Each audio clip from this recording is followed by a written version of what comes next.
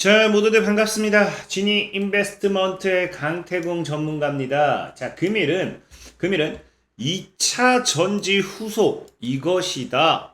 자, 꿈의 연료 25배 성장 임박한 빌 게이츠가 긴급 투자하는 전기차 대장주를 잡아라 라는 내용을 가지고서 좀 방송을 시작해 보려고 합니다. 방송을 시작하기에 앞서서 늘 말씀드리는 여러분들의 좋아요, 구독하기, 댓글까지는 많은 힘이 된다라고 말씀을 드리면서 오늘의 방송을 시작해 보도록 하겠습니다.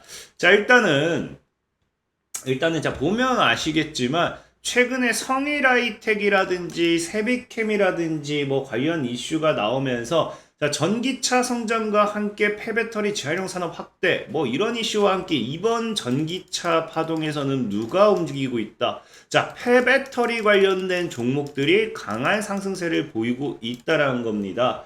자, 근데 사실은 제가 뭐 오늘 뭐 폐배터리 관련된 이야기를 할 수도 있고 2차 전지 관련된 이야기를 할 수도 있고 굉장히 뭐 이야기를 할 것은 많은데 그동안 여러분들도 알다시피 제가 최근에 2차 전지 관련돼 가지고는 뭐 지속적으로 계속 방송을 올렸습니다. 2차 전지 이건 로봇이었죠. 2차 전지, 2차 전지, 2차 전지, 2차 전지. 이 뒤로도 봐도 2차 전지가 굉장히 많죠. 자, 그렇기 때문에 오늘은 좀 다른 부분을 좀 설명을 드리려고 해요. 왜? 늘 얘기했지만 대장주가 올라가고 그 다음에 후속주가 갈 수도 있지만 대장주가 올라가고 그 다음에 새로운 테마가 나올 수도 있으니까 폐배터리 같은 경우도 제가 여러분들 아시다시피 8월 초까지는 폐배터리 사야 된다. 심지어 뭐였습니까? 세비캠이라든지 성일하이텍이 상장됐을 때도 폐배터리 관련된 이슈가 나올 거니까 사야 된다라고 했을 때 많은 분들이 무시했었죠. 자, 그렇기 때문에 사실 이번에 이야기하는 것도 무시를 할 수도 있다라고 생각하지만 그럼에도 방송을 끝까지 들으셔가지고 이런 업종이 또 수혜를 받을 수 있겠구나를 좀 이해를 하셨으면 좋겠다라고 좀 말씀을 드리면서 방송을 이어가도록 하겠습니다. 자, 일단 오늘 어떤 이슈가 나왔냐고 하면은 자, 또 이런 이슈가 나와요. 자, 뭐라고 합니까? 빌 게이츠가 뭐 한다? 꿈의 연료인 메탄올 연료전지에다가 뭐 했다? 베팅을 한다라는 거거든요. 근데 이 메탄올 연료전지 같은 경우는 여러분들이 막 오해할 수도 있지만 연료전지가 기본적으로 수소를 연료로 사용해서 에너지인 전기를 생산하는 기술이기 때문에 많은 분들이 이제 사실 수소차 쪽으로 봐요. 기본적으로 연료전지를 사용한다고 하면은 사람들이 수소차로 봅니다. 근데 뭐 일단은 이건 뭐 수소차, 뭐 전기차 다라고 나누기 전에 저는 그래도 얘를 이제 전기차로도 볼 수 있다라고 좀 이야기하고 싶은 게 자, 보면 아시겠지만 직접 메탄올 연료전지를 뭐라고 해요? 이것을 연계해 가지고 뭐 하겠다? 전기차를 탄생시키겠다라는 이 이야기가 과거부터 있었고요. 실제로는 이 뭡니까? 최초로 메탄올을 연료로 하는 뭐가 있다. 전기차를 500대 한정 생산해서 보급한다. 어디가? 스포츠카 브랜드 군퍼트가. 그렇기 때문에 실제로도 뭡니까? 메탄올 연료 전지를 이용한 전기차가 생산되는 만큼 우리가 이걸 수소차다, 전지차다 나눌 이유는 사실 없다라고 생각을 해요. 뭐 어쨌든 실제로도 뭡니까? 이것을 이용해서 전기차를 생산해냈기 때문에 자, 그리고 본다고 하면은 왜 제가 이제 2차 전지 후속이 이것이라는 이야기를 했냐고 하면은 자, 여러분들이 알다시피 뭐예요? 연료를 사용하여 전기를 만들어내는 게 연료전지입니다. 기본적으로. 그러니까 이 연료가 이제 뭐다? 이 연료가 메탄올이 들어가기 때문에 메탄올 연료전지가 되는 거고요. 자, 건전지와 같이 한 번 쓰리고 버리는 건 뭐라고 하냐고 하면 1차 전지라고요.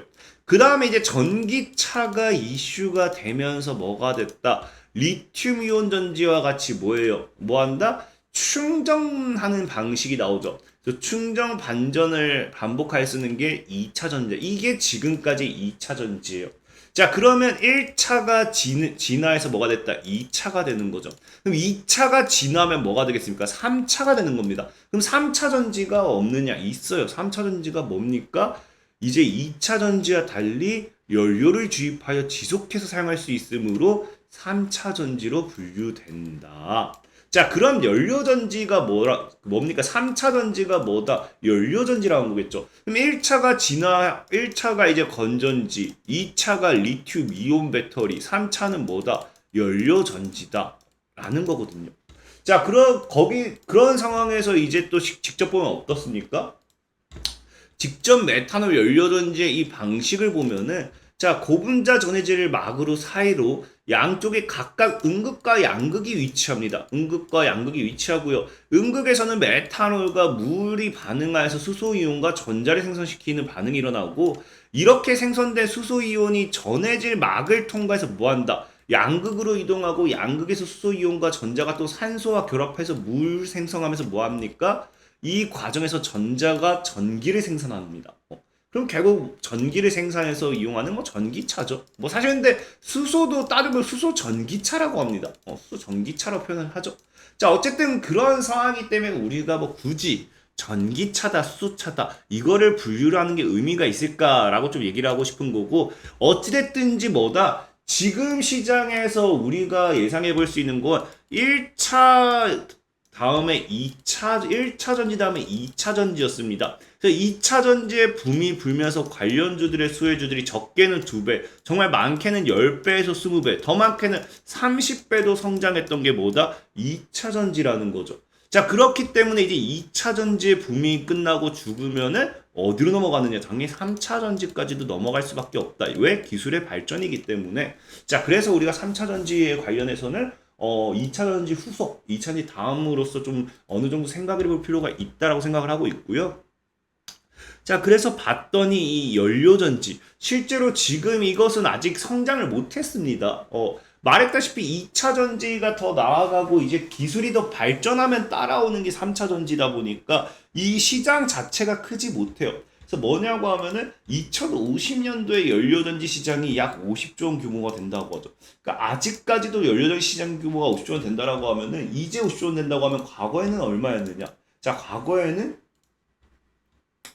2028년도 2조입니다, 2조. 그러니까 시장 규모가 여러분들 25배가 성장한다는 거야. 그만큼 지금 기술력이 앞으로도 성장해 나가야 될 기술력은 더 많다라는 거겠죠. 자, 그렇기 때문에 2조에 달하는 이 규모가 25배가 성장하면서 향후 뭡니까? 3차 전지, 3차 연료전지 시장에서의 붐이 분다고 하면은 뭐라고 했어요? 시장 규모의 캐파가 커지는 만큼 기대할 수 있는 사실 기대 수익이 25배까지는 올라간다는 거죠. 시장의 규모에 따른. 그렇기 때문에 25배에 대한 성장을 기대해 볼 수 있다라는 거고. 자, 지금 보면은 이제 이 수소가 아니죠. 메탄올 연료 전지 같은 경우가 지금 아까도 얘기했지만 뭐라고 했어요? 이미 전기차 만들었다 했잖아. 그 전기차를 만든 기업이 군퍼트입니다. 군퍼트가 세계 500대 안정 생산에서 보급하고 있는데, 이 군퍼트가 이야기하는 메탄올 연료 전기차가 어떠냐? 자, 메탄올 연료 전지는 지금 수소 전기차와 마찬가지로 메탄올과 공기압을 해서 뭐 쭉쭉쭉 해서 전력을 공급하는데, 이게 핵심이죠. 자, 뭐라고요? 메탄올을 충전하는데 걸리는 시간 몇 분? 3분. 최대 몇 킬로? 800km 갑니다. 800km. 자, 전기차의 가장 큰 문제가 뭡니까? 긴 충전 시간. 그 다음에 뭐예요? 긴 충전 시간 대비 뭐합니까? 짧은 주행거리죠. 그래서 늘 얘기하는 게 이 전기차 시장에서 뭐라고요? 충전 시간을 단축하고 주행 시간을 늘리는 기술이야말로 뭐라고 합니까? 기술이야말로 전기차 시장을 사로잡을 수 있는 게임 체인저라고 하죠. 그러한 상황 속에서 지금 메탄올 연료전지는 뭐 할 수 있다? 메탄올 연료전지는 이제 3분 충전에 850km. 야, 그럼 이 정도면 뭐합니다? 전기차를 사야 될 이유가 생기는 거겠죠. 그래서 지금 이제 뭐 메탄올 연료 전지차가 개발이 아직은 좀 아이디어 수준이에요. 그러니까 아직은 기술이 많이 부족합니다. 그러니까 기술이 많이 부족하기 때문에 지금 이 기업들, 관련 기술을 보유하고 있는 기업들은 다 뭐겠어요? 저평가되어 있다는 거죠. 아직 저평가되어 있어요. 그러면서 메탄올을 대량으로 생산해 자동차 연료 사용하기 위해서 사실 현재로서는 불가능하다고 보고 있어요. 근데 이게 지금 사실 2019년도 뉴스입니다. 2019년도 뉴스. 아까 보면은 이게 이거 뉴스를 빼먹었구나. 이게 2019년도가 20년도 뉴스고, 그래서 지금으로서는 이제 그래서 이 당시에는 관련주가 아예 없었습니다. 관련주가 없었어. 왜? 2019년도에서 2020년도인가 이 당시의 뉴스에서는 개발이 아이디어 수준인데 이걸 누가 갖다 투자해요? 이 종목을 누가 삽니까? 그러니까 관련주가 아예 없었는데 이제는 뭐가 됐다? 이제는 어느 정도 개발 가능한 단계가 나왔다라는 겁니다. 실제로 이제 실제로 그 지게차, 자동차의 지게차 이런 거는 이미 개발이 됐고, 그렇기 때문에 기술이 어느 정도 올라온 만큼 지금 관련주가 있을 때 이 종목을 잡는다고 하면 굉장히 저평가되는 구간에서 잡는 게 아닌가. 그렇기 때문에 향후 2차 전지 시장의 성장이 이제 2차 전지가 이제 어느 정도 주춤세를 타고 무너지기 시작하면서 3차 전지 이슈가 조금만 붙어준다고 하면은 과거 2차 전지의 2배, 10배, 20배의 수혜를 받던 만큼 3차 연료전지 관련되어 있는 종목들도 강한 상승세를 가지고 올 것이다. 좀 생각을 해보면서 오늘 관련된 종목 좀 소개시켜드리려고 하는데요. 사실 관련된 종목이 지금은 하나밖에 없어요. 뭐가 있냐고 하면은 동아화성입니다. 동아화성이 오늘 나오죠. 빌 게이츠가 뭐라고 해요?